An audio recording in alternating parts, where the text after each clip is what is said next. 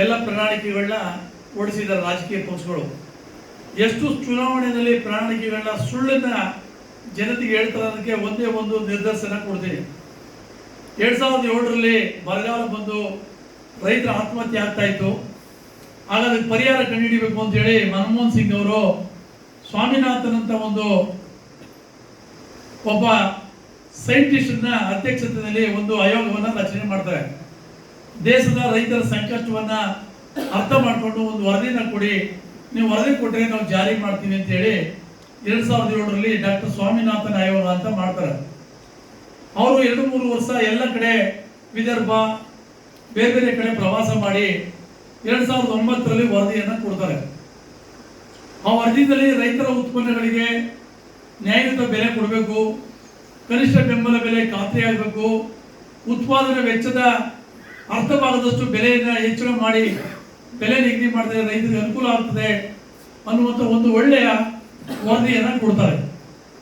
ಆ ಸ್ವಾಮಿನಾಥನ್ ಅವರು ಕೊಟ್ಟಂತ ವರದಿಯನ್ನ ಮನಮೋಹನ್ ಸಿಂಗ್ ಅವರು ಅಧಿಕಾರದಲ್ಲಿದ್ದಾಗ ವರದಿನ ಇಳಿಸಿಕೊಂಡು ತಿಪ್ಪೆ ಹಾಕೋತಾರೆ, ಕುರ್ಚಿನಲ್ಲಿ ಇಟ್ಕೋತಾರೆ, ಟೇಬಲ್ ಅಲ್ಲಿ ಜಾರಿ ಮಾಡೋದಿಲ್ಲ.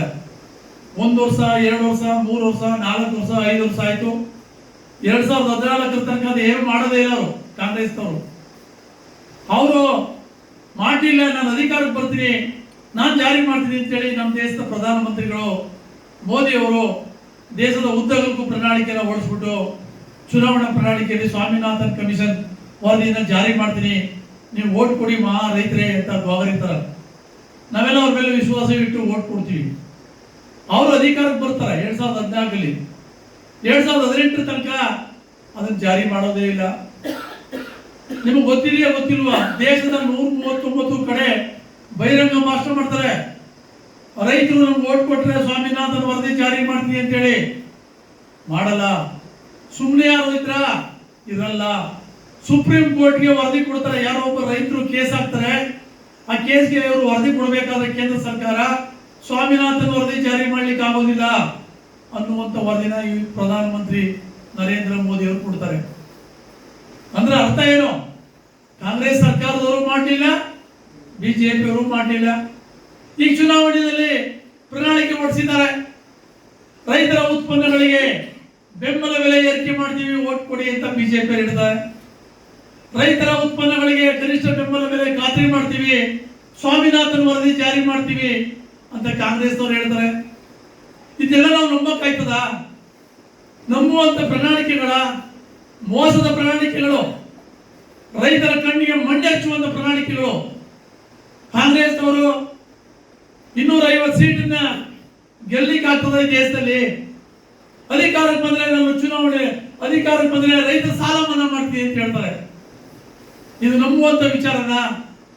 ಬಿಜೆಪಿ ಅವರು ಕಳೆದ 6 ತಿಂಗಳಲ್ಲಿ 14 ಲಕ್ಷ ಕೋಟಿ ರೂಪಾಯಿ ಉದ್ಯಮಿಗಳ ಸಾಲವನ್ನು ಮನ್ನಾ ಮಾಡಿದ್ರು. 169 ಜನ ಉದ್ಯಮಿಗಳ ಸಾಲವನ್ನು ಮನ್ನಾ ಮಾಡಿದ್ರು.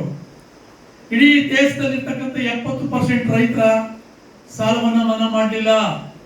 ಕೇವಲ ರೈತರ ಸಾಲ 6 ಲಕ್ಷ ಕೋಟಿ ಮಾಡಲಿಲ್ಲ. ಯಾಕೆ ಮಾಡಲಿಲ್ಲ ಅವರು? ಈಗ ಕಾಂಗ್ರೆಸ್ನವರು ಅಧಿಕಾರ ಕೊಡಿ, ನಾವು ಮಾಡ್ತೀವಿ ಅಂತ ಹೇಳ್ತಾ ಇದ್ದಾರೆ. ಇದೇ ಮಾತನ್ನ ಸಿದ್ದರಾಮಯ್ಯವರು, ಡಿ.ಕೆ. ಶಿವಕುಮಾರ್ ಅವರು ಪಾದಯಾತ್ರೆ ಮಾಡ್ಕೊಂಡು ಮೇಕೆದಾಟು ಮಾಡ್ತೀವಿ, ಅಧಿಕಾರ ಕೊಡಿ ಅಂದ್ರು.